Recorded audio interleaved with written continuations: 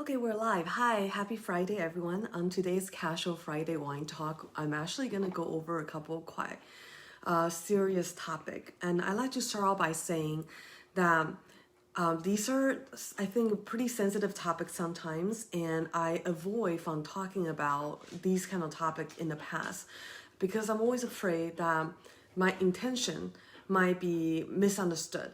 Because every time I see scandals like this happening, I see a lot of arguing back and forth. I have a lot of wine friends on social media, so of course the news, if you don't know, I'll go into it later, but the news was brought to me pretty early on, and you see a lot of the comment back and forth between different people on the wine, in the wine community, which breaks my heart because I like to believe that most of them have a positive intention. We're all looking for a positive outcome, but sometimes our sticking point and our value and the way we express it, especially through just typing online on the keyboard, is very easy to misunderstand, and it turns into a fighting between the other two people instead of the big problem at hand. So I just want to start off by saying that I want you to know that my intention for this video is, of course, hoping for positive change.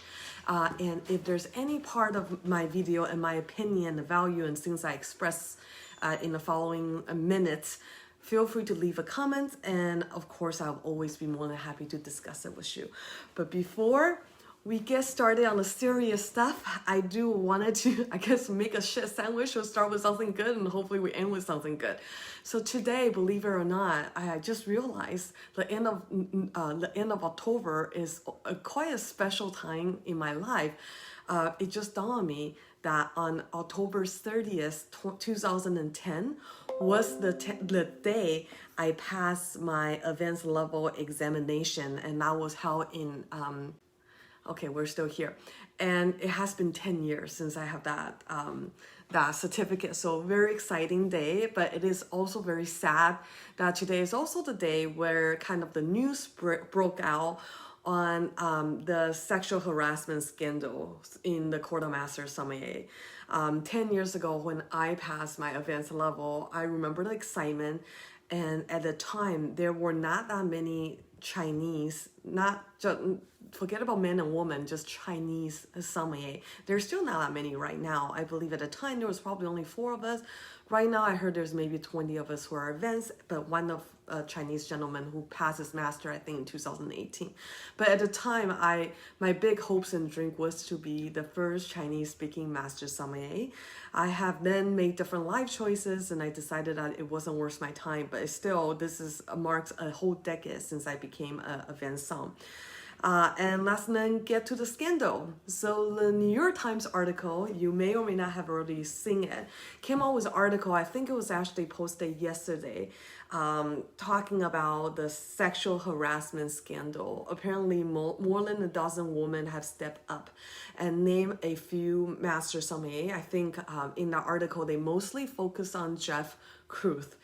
He, I believe, was one of the board members in the Court of Master Sommelier, and he was also, I think, the president of Guild Sun, which is a spin-off of an educational website that has a lot of very useful information for any student studying to become any level of sommelier. And he did a lot of interviews. I think he makes his own wine. Quite an influential sommelier, but he has essentially more than a dozen of people have came out and talk about the very inappropriate thing that he's done to them, the sexual offenses, and he wasn't the only master who was named. There were at least 2 other that was named in the article, and another one that was talked about, but then the lady who came out didn't want to say the name of the master, which is very disappointing. So so if you haven't seen the article, you can definitely Google it. It is one of New York Times article, and it's, like I said, disappointing. So here are a couple of my opinions and things I'd like to share about the article. Number one, like many other people who are in the wine industry have pointed out, that whatever that was written in the article is far from it. There are quite a few, and it's not just with the masters that have done this. And it was interesting because, not interesting, but it brought me back to the moment when I was talking, because my personal experience, I went from the restaurant in the sommelier world and I went into a distribution world where I was calling on other people. So I'm selling wines, essentially I have a portfolio. And then I went into the retail world. So I actually like to believe I'm very well versed in the wine industry. But I remember talking to a fellow wine rep, so she's in the portfolio distribution world, and she told me, and I'm not going to name any names because I don't have her permission, but she did tell me that a master sommelier that she calls on would constantly tell her, hey, if you want me to bring this wine in by the glass, or if I want to buy more wine from you, just sleep with you, come to my room and take me to your room, and they were both married. So it was just very uncomfortable, and it's crazy that those things are the things that we talk about as if it's not a big deal. It happened to everyone, and so the article, I'm glad it came out, but it's far from the actual number of cases. There are many more that was out there. And second of all, I'm very I know it's not a comfortable feeling, but I'm very proud and hopeful, and I'm very glad that a couple of female master sommelier have spoken up. So I think I saw a post by Rebecca Feynman and also Pascal from New York. They both have really great things to say. And I'm really glad that the strong women are putting themselves in a position of leadership and speaking out about this issue.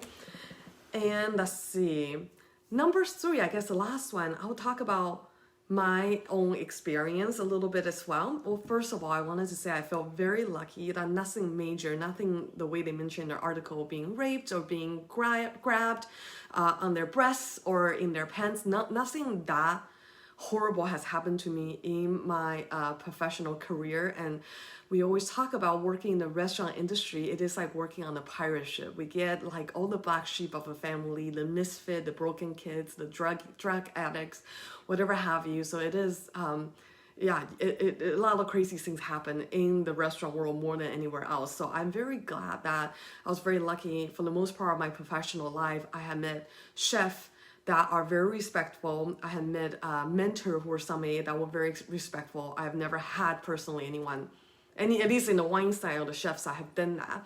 But then again, like every other woman, we all have stories like that. And here's my story, and I decided to share it today. I was one of the colleagues when I was working in the restaurant scene. He was a little bit older, I think probably 10, 15 years older than us. You know, comes out very well versed and very cool. So everyone kind of look up to him. Great guy. Everyone had nothing but great thing to say about him after he started working with us. And he invited me, and at the time my boyfriend and my friend, to go over to his house for dinner. And there was another couple that was there. There was probably 10 of us, and we loved the guy. We thought he was great. He was charming. He cooked this fancy dinner for us, and we all had a great time. And we left the house, and I was thanking him and saying goodbye. And of course, here in the United States, before the COVID, it's totally acceptable to hug someone to thank them. So I give him a hug at the door. My boyfriend and my friend have actually already walked across the street getting into the car. So I give him a hug at his door. Mind you, he's married and he has a kid. His wife and kids were already in their room, probably sleeping. And he just full on, as I hug him, grabbed my ass. And I remember, because we all been drinking, I push him off and I say, that is very unacceptable. And he kind of gave me a shrug like, what? Like, what? Like, as if he just forgot what he just did 1 second ago. I actually, like, you know, when that happened to you, you're so shocked. I didn't even know, like, I don't know how to respond. I was just, what went through my head was just like, dude, your wife and kids is like right in there. Like, you just did it out like in your front door, and my boyfriend's across the street, who's now my husband. And I was like, this is crazy. But again, like, I think in our mind, we like to think people's intention are good, and we get shocked when things just happen to you. So sometimes, like, let's be nice to the woman who haven't spoke up. Like myself, I didn't, like, this happened almost 10 years ago. I didn't really speak up at the time or fight for it, because you're in so much shock, and you always wanted to give people the benefit of the doubt, and you think they have good intention, it was a mistake, and you second guess yourself. And I remember walking into the car immediately right after, my boyfriend, my friend, was just telling me how great this guy was. Oh my God, the dinner was so great, we had such a good time. And I pause, I go, he just grabbed my ass as we walk out. So anyways, that was my full story. I guess since we're sharing mine, so I'll go full on. So I totally give him the benefit of the doubt and just was like, that's not, that was a mistake. He probably was drunk, again, making excuses for them. Very next day, we work on the same shift on the floor. There was a private party, so part of the room was blocked out, and I was inside the room and talking to another male server. He walked in, and as he walked in, he had a check presenter, a little booklet thing in his hand, and he walked by me and he used the check presenter and slapped me right in the butt again. And I was like, wow, I thought my response last night apparently wasn't a strong enough signal. And I am proud of myself. At least at the moment, I said, you know what? This is a formal warning. Like, don't ever do that again. I don't want you to lose your job, but don't ever do that again.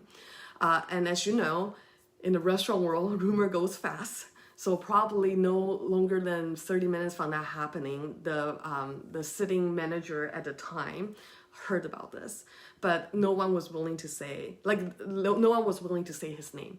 So he came up to me and said, sexual harassment is not tolerated in my restaurant.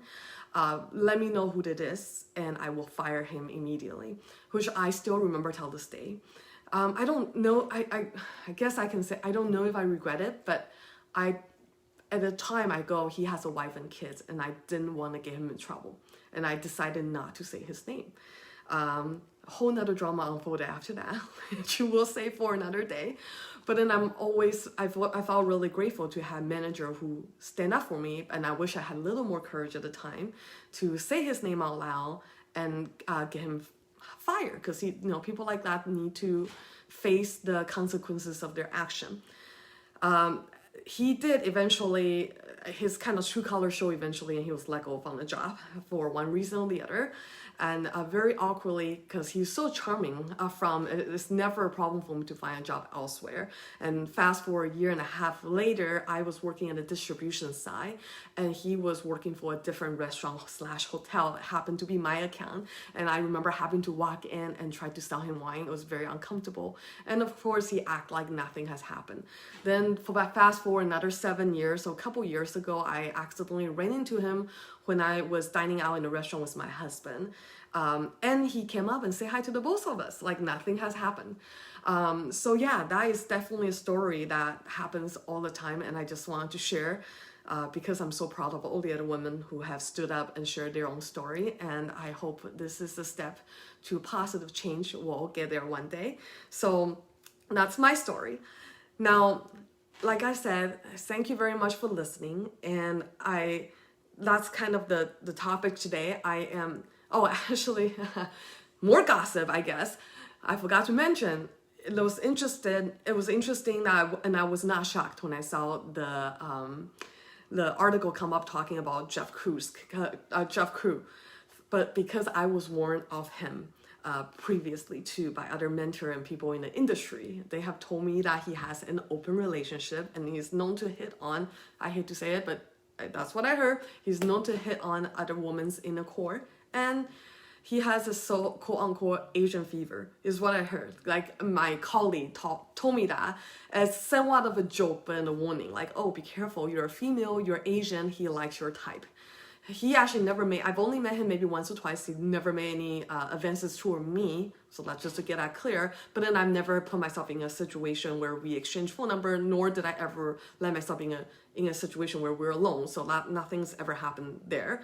But I just thought that was like very interesting because I was warned of him years ago before this came out. So I guess I can only assume how long it has been going on. And yes, there has been also many warning. I know a lot of people are very criticized of the Court of Master Sommelier for it being a big boys club, and I definitely have heard things like that mentioned to me earlier. They said it is a big boy club, so you have everything against you because they may or may not want another woman there. But on the other hand, this is the sad part. And again, this is hopefully is a pain point. We'll bring it up. I'm not to criticize, but to say, hey, these are the pain point, and let's think about ways we can create positive changes. So the other side of the things is I've also been warned that if you think the male master sommelier might be harsh on you, the female master sommelier might be even harder on you. That was like 10 years ago, so I'm sure it has changed. They go because it's even rarer for a female to be a master, and sometimes they want to protect that even more. Again, that's not for every female, but I was warned of that culture existing 10 years ago.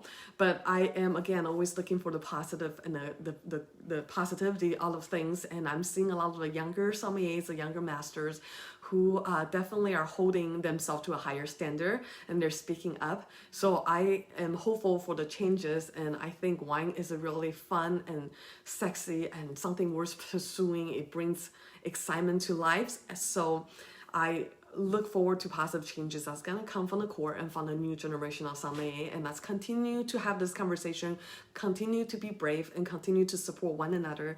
And I'm sure one day it will be a better world for our next generation to come. Thank you very much for listening to my not so casual Friday wine talk, and I'll see you next time.